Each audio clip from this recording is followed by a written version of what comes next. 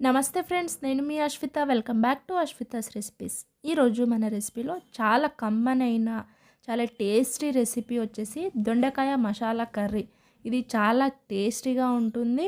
అన్నం, రోటీ, చపాతీ దేంట్లోకైనా చాలా సింపుల్గా మనము ప్రిపేర్ చేసుకోవచ్చు ఇంట్లోనే. ఈ కర్రీ ప్రిపరేషన్ కోసం వీడియోని స్కిప్ చేయకుండా పూర్తిగా చూడండి. స్టెప్ బై స్టెప్ వీడియో మొత్తం కూడా మీరు ఫాలో అవ్వండి. మీరు కూడా ఒకసారి మీ ఇంట్లో ఈ విధంగా ప్రిపేర్ చేయండి. అందరు కూడా చాలా ఇష్టపడి తినేస్తారు. ముందుగా ఈ కర్రీ కోసం మనము ఒక 200 to 250 గ్రామ్స్ వరకు దొండకాయలని తీసుకొని మనము వంకాయలని కట్ చేసుకుంటాము. ఏ విధంగా కట్ చేస్తామో అదే విధంగా దొండకాయలని కూడా ఈ విధంగా 4 పీసెస్గా కట్ చేసి రెడీ పెట్టేసుకోవాలి. ఇది మనకు సేమ్ ఇదే విధంగా కట్ చేసుకుంటే మసాలా అనేది దొండకాయలకి పట్టి చాలా టేస్ట్ కుదురుతుంది.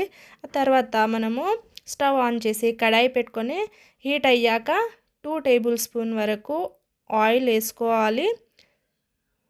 ఆ తర్వాత మనము ఆయిల్ హీట్ అయ్యాక దీంట్లో కట్ చేసి రెడీగా పెట్టుకున్నటువంటి దొండకాయలని వేసుకొని ఫస్ట్ మీడియం టు లో ఫ్లేమ్లోనే ఈ విధంగా ఫ్రై చేసుకోవాలి. మధ్య మధ్యలో కలుపుతూ ఉండాలి.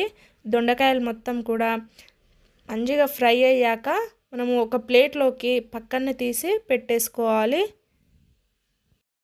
ఇది ఫ్రై చేయడానికి కనీసం 7 నుంచి 8 నిమిషాల వరకు టైం పడుతుంది. కాబట్టి ఫ్రై చేసి రెడీగా పెట్టుకొని తర్వాత మరొక ప్యాన్ పెట్టుకొని అది హీట్ అయ్యాక 2 టేబుల్ స్పూన్ పల్లీలు, 1 టేబుల్ స్పూన్ నువ్వులు, కొబ్బరి, మసాలా దినుసులు, కొంచెం చింతపండు వేసుకొని ఈ విధంగా మిక్సీలో గ్రైండ్ చేసి రెడీగా పెట్టేసుకోవాలి. ఆ తర్వాత అదే ఆయిల్లో ఒక 2 పచ్చిమిరపకాయలు, ఒక చిన్న మీడియం సైజ్ అంత ఆనియన్ కట్ చేసి ఆయిల్లో వేసుకోవాలి. అది కాస్త ఫ్రై అయ్యాక మనము ఒక టొమాటో యాడ్ చేసుకొని టొమాటో అనేది కాస్త ఇలా ఫ్రై అయ్యే వరకు మనము మధ్య మధ్యలో ఇలా కలుపుతూ ఫ్రై చేసుకోవాలి.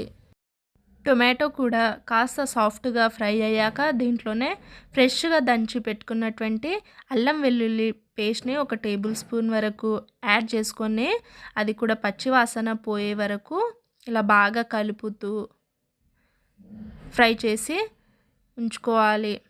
ఇలా ఫ్రై చేశాక పచ్చివాసన పోయాక మొత్తం ఫ్రై అయ్యాక దీంట్లో మనము రెడీ చేసి పెట్టుకున్నటువంటి మసాలా పేస్ట్ని యాడ్ చేసుకోవాలి.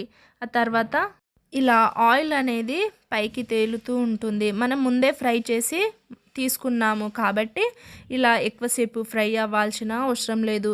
ఇప్పుడు దీంట్లోకి మనము కొంచెం పసుపు, ఆ తర్వాత 1.5 టేబుల్ స్పూన్ వరకు కారం పొడి వేసుకుంటున్నాను.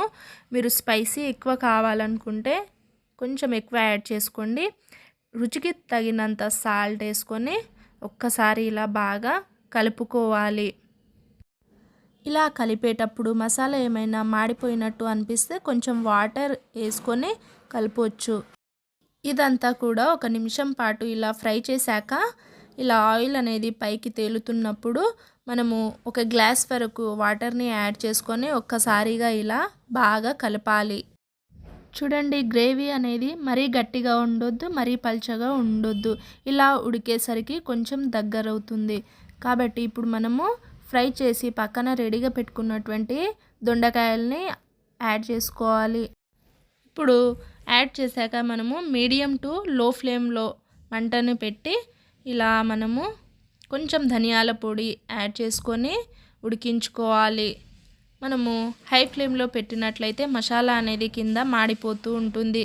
కాబట్టి ఇలా మీడియం టు లో ఫ్లేమ్లోనే ఉడికించుకోవాలి. ఇలా ఉడికాక ఒక్కసారి మనము దీనిని కలిపి దొండకాయ ఉడికిందో లేదో ఒక్కసారిగా చెక్ చేసుకోవాలి.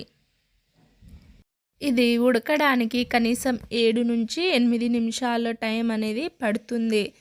ఆ తర్వాత మనము ఇది ఉడికిందో లేదో ఒకసారిగా ఇలా చెక్ చేసుకొని చివరగా మనము ఇప్పుడు దీంట్లోకి నీట్గా కట్ చేసి రెడీగా పెట్టుకున్నటువంటి కొత్తిమీర తురుమును యాడ్ చేసుకుంటే దొండకాయ మసాలా గ్రేవీ కర్రీ అనేది మరింత రుచికరంగా ఉంటుంది. ఇప్పుడు మనకు దొండకాయ మసాలా కర్రీ అనేది రెడీ అయిపోయింది. ఫ్రెండ్స్, ఇది అన్నంలోకి ఈ కర్రీ అనేది చపాతీ, రైస్ దేంట్లోకైనా చాలా టేస్టీగా ఉంటుంది. మీరు కూడా మీ ఇంట్లో ఒక్కసారిగా ట్రై చేయండి. అందరూ చాలా ఇష్టపడి తినేస్తారు. ఈ వీడియో మీకు నచ్చినట్లయితే ఒక లైక్ చేసి వీడియోకి మీ ఫ్రెండ్స్ అండ్ ఫ్యామిలీ మెంబర్స్తో షేర్ చేసుకోవడం మర్చిపోవద్దు. ఫ్రెండ్స్, మీ లైక్స్ అండ్ కామెంట్స్కి గౌరవిస్తాను. కంపల్సరీగా మీరు ట్రై చేసి నాతో కామెంట్ సెక్షన్లో షేర్ చేసుకోవడం మర్చిపోవద్దు. మరిన్ని రుచులతో మళ్ళీ కలుద్దాం. Thank you.